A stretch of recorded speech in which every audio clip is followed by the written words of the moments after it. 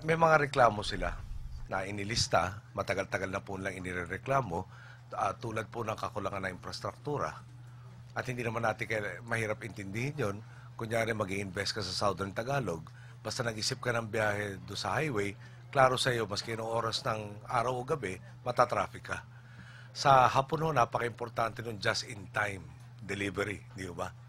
Paano mo gagawin yun kung kulang nga yung karsada para makatakbo ka sa maayos na panahon? Dito na lang ako, no, yung infrastruktura, meron nung mga nagtatanong sa akin, bakit ako nalilate?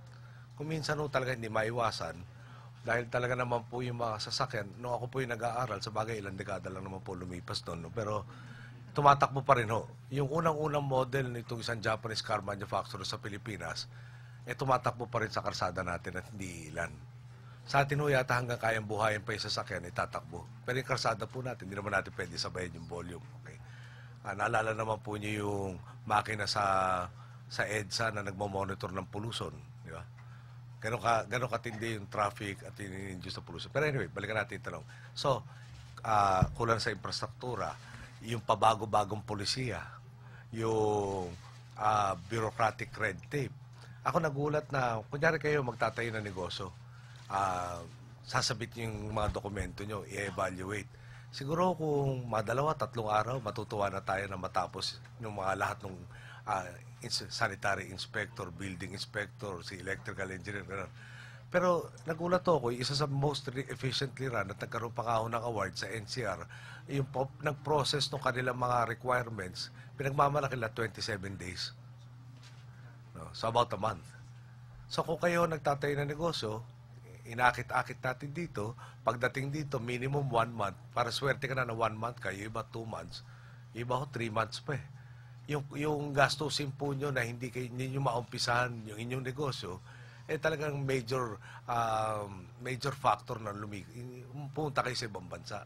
So, ano ba punto hula natin itong mga sinasabi ko sa inyo? Yung mga hinihingi hula, yung mga obligasyon naman talaga ng gobyerno. So, paano natin akitin? Pakita nga ho natin na friendly tayo sa negosyante, whether foreign or domestic. Padagdaliin lang buhay nila dahil ang pakay natin magkaroon ng trabaho. Ating mga kababayan. Tapos yung pabago-bagong polisiya, napakalaki hong talagang balakit nun. May feasibility study ka, ito mga patakaran, ito mga gastusin na involved, etc. etc. No? Pwede mag-invest dyan, kikita. Pagdating dito, binago lahat ng patakaran. Tapos lahat ng computations mo. Hindi mo ma-commit sa inyong mga stockholders kung kailan kikita. At isa nga sa nakausap po ng kampanya, inakit sila, may tax incentives. Noong naitayo na yung planta na bilyon ang inabot, binago yung schema, bigla nawala yung incentive sila, ipinaglaban po nila sa korte natin, 10 taon. Nung nanalo sila, nagbago na yung tax regime na tinatawag, binalik sa kanila yung incentives na wala na po silbi. So, pag umuwi sa sariling bansa nila, is it good to do business in the Philippines? Sasabihin niya, huwag kayong magkamali. Yeah. So, yun ang ayusin natin. Yun yung pangakit po. Tapos, marami naman tayong God-given benefits. Tsaka yung ating mga kababayan. Yung English proficiency for the BPOs is a major plus. Yung educational ambition of all families is a major plus. Yung resources given to us by God, again, are major pluses. So, it's really just a question of even not making it even that much easier. Pero para tratuhin lang natin tama ito mga tumutulong na sa atin. Sir, just a follow-up still on the economy. On the GPEPA, what provisions would you want reviewed and why? Pinangako sa atin more than anything, marami tayong benefits na mapapala dahil sa GPEPA. Nasa period na tayo, matingnan natin, natanggap ba natin itong benefits na ito. As you know, I oppose it dahil feeling ko, mas maraming pakinaban ng bansang Hapon kaysa sa atin. Parang walang parity. Pero yung dito nga ho, matingnan na natin kung at least yung pinangako ba nangyari. Pinipilit po, for instance, sa nababasa natin, na yung mga nurses na bubuksan ng Japan for our nurses, nandun na nagpo-process ng ilang daan na magka-qualify doon sa language, may orientation. So, mukha naman may nangyari na rin po. Tingnan lang natin kasi meron naman tayong mga reports nung naabuso yung mga provisions sa GPEPA. So, hinihintay rin natin yung mga reports tukol doon. Royce Sibal, TV5.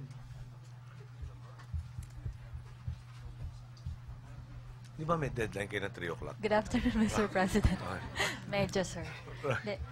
With regards to the landmines, sir, you mentioned earlier that there have been several landmines discovered so far. How big po yung mga landmines na to? And ano-anong agency siguro yung top, Well, yung nagtatop? binigyan akong broad stroke ni Secretary Purisima sa DOF, no? They were asking yung recomposition of the various GOCCs and GFIs, and they were saying that there were midnight deals, no? Yung details, they were still compiling at the time, but they really were fearful na baka matuloy pa rin itong midnight deals na to if we are not able to put in the people that will replace those that engineered these midnight deals. So, alam nyo yung pakiintindi lang po, no, yung mga sekretaryo natin, again, from talagang kulang ng transparency, kailangan alamin lahat ng sakalasakupin. Palagi ko reasonable naman po yung 2 linggo para bigyan tayo ng malinaw at kompletong imahen ng kung anong estado ng kanilang bawat departamento. Ayoko naman pong tawagan minute-minuto or i-distract yung concentration lang dahil baka lalo mapatagal yung pag-aalam natin sa sitwasyon. Pero he felt worried enough to bring it to my attention that they were made aware that there are transactions that need posting of the right people to prevent undue injury to the public. Last 2 question tayo. Okay. Pero is it possible na makasama po yung mga ganito kalaking mga illegal transactions sa scope ng Truth Commission? I guess that's possible, but there are some who already are in the limelight where a lot of very good leads are already present, and they might take the priority. Ang instructions ko kay Chief Justice Davide, don't wait to answer each and every issue completely before we start, di ba, giving the necessary information to the relevant authorities. Kung meron ng hinog, di ba, edi pitisan na at ipadala na sa kaukulang may kapangyarihan. So, it will be a work in progress, but our interest is to demonstrate that justice works in this country. Last question, Tuesday Sagon, Hi, DCWB. sir. Sir, currently may na-experience po ang airport natin, especially dun sa navigational equipment nila. How do you intend to address po ito, especially that hindi lang po yung tourism sector yung affected, but the safety of the pilots or the crew and the passengers? Naranasan ko rin naman po dahil nung tayo yung lumilipad, nakadalawang beses po kami na go around yata ang term. Ibig sabihin nun, halos nakalanding ka na, biglang pinalipad kayo ulit. Once on a private plane, once on a commercial plane. So, I really, I'm still waiting for the complete solution portion of the report, no? They were explaining the 4 types of navigation equipment. This was Secretary Ping De Jesus. I was told that, hopefully it was he who told me, yung equipment that is bogging down now is something that has a lifespan of 15 years. This is supposed to be the 14th year. And they're just starting, to, di ba, parang to find out which of the countries that can supply it will be the ones to supply us. Meron rin huyatan diskusyon kung kanino responsibilidad, kung sa MIA o sa CAAP. Yung CAAP itinatag at binigyan ng mga kapangyarihan para maibalik yung estado ng ating mga paliparan sa tamang baitang para naman nakakalipad tayo sa mga ibang mga bansa at yung, hindi tayo na-downgrade. Pero nasa period na nga sila na-downgrade, hindi na-rectify situation, dinagdagan pa yung issues ng yung issues with regards to safety. Makalalo tayong ma-downgrade further if that is possible. So, I did say that this is a particular area of concern. I am not happy, obviously, with what they have done.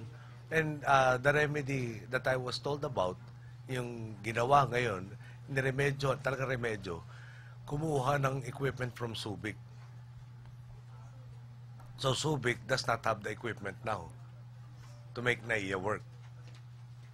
At babalik tayo dito. 2 years ago, my reports tell me that they were made aware that this was a potential problem. And 2 years later, they're just beginning to look for a supplier. Si supplier naman, in turn, once he is awarded, alam mo, daming requirements sa procurement natin, no? Once he is awarded the contract, will take some time to fabricate all of these items. And babalik ka doon, yung sinasabi ng wrong governance. Bakit pinabayaan lang sumobrang problema na bago kumilos? Problema, kami taga-mana. Sir, bago po yung closing remarks nyo, tinatanong nila kung si Saldi ba daw ay si Luistro? Secretary Luistro? Pinapatanong nila lang, sir. Actually, taga-Batangas kayo pareho. Yun lang yata relasyon pareho sila taga-Batangas. Closing remarks, Mr. President? Sige. Oh, teka, ilan ba maglalas talaga? Pakita na lang kamay. Oh. Apat. Pero naman showbiz, hindi ako showbiz. Apat. Apat daw.